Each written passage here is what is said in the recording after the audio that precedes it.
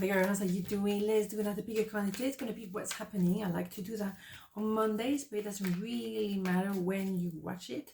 It's probably relevant in some ways. I mean, hopefully, as you can see. Let's go. Let's do two parts. 1, 2, 1, 2. Part number 1, what's happening? 10 of Wands, the Sun, the High Priestess, beautiful. So it's a very powerful card here. Yes, you may be experiencing an end of a cycle.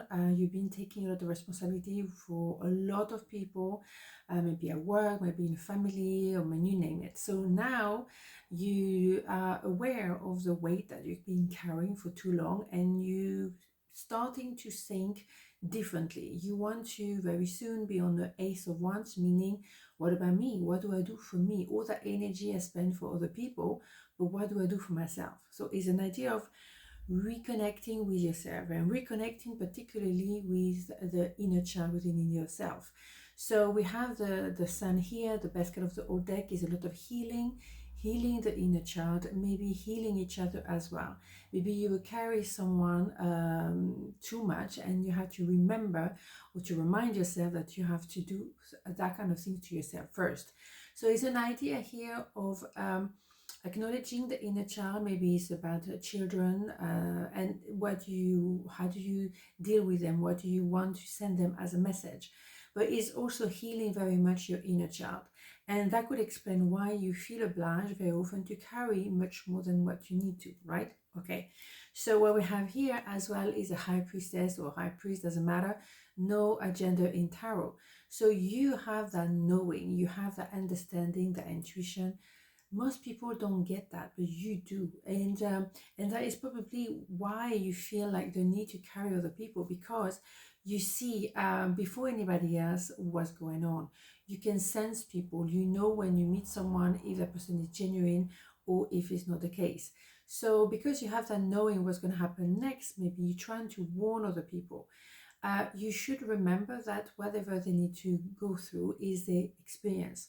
And if they don't do that, then they will never learn from their experiences.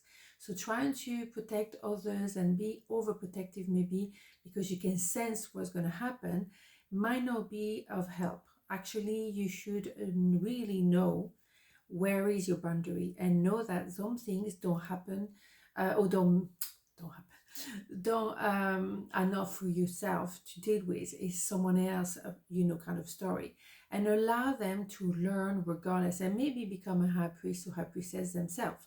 You know what's going to happen next most of the time, but what you should remember is to sit on it. You do not do anything except that you have maybe a little bit of introspection here with a bit of a moon, or maybe you invite someone to actually look within. That's a good idea, but don't do the work for them, because otherwise they will never learn the lesson. They will always come and ask you for, or what should I do here or there, and never learn for themselves. So step by step, you're learning.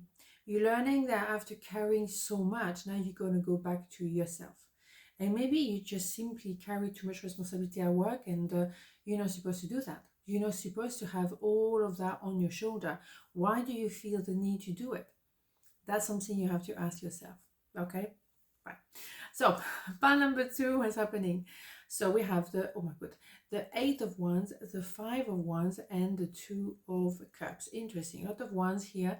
So yes, I mean, the communication is coming, or maybe it's coming back to a more normal tone, because lately apparently there was some misunderstanding and maybe some disagreement that was really powerful. Maybe as well you were hanging around with people who love gossip, who love the drama. They're addicted to the drama. They live on drama, they survive on drama. So maybe now you want to communicate your point in a different way, or someone want to communicate with you after being such a pain in the neck, right? But it's a new way to communicate, is much more congruent with what you think and who you want to be, and how you want to be seen as well. And also you communicating what you feel and what you want as well, okay? So yes, maybe a lot of people gossiping, they have nothing else to do but talk about other people's life. They obviously don't have a life themselves. They can be quite petite-minded. You know, you can, you see what I'm talking about. We all know those kind of people, and they, you know, boring. Let's put it that way. So you're gonna just like eliminate, eliminate all of that, and maybe reconcile with the truth, reconcile with the person you have a problem with, because maybe you talk to the wrong people and they spread that everywhere when actually it's only between you and that person. That's called private life. So maybe if you have, even if you have a misunderstanding or problem at work, you deal with it directly. Don't ask other people opinion or should I do that, because they're going to spread whatever. You know, remember what you say is the projection of tomorrow for tomorrow. So don't marinate in a soup, or don't spread that soup of negativity.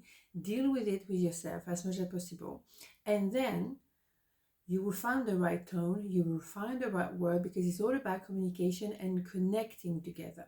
Reconciliation, reconnection, something, okay? So remember, that can be also the Mr. and Mrs., or two Misters and two Mrs., is an idea of coming together, and it's for happiness as well. It's not all about the cups, and they have to be equal, as you can say.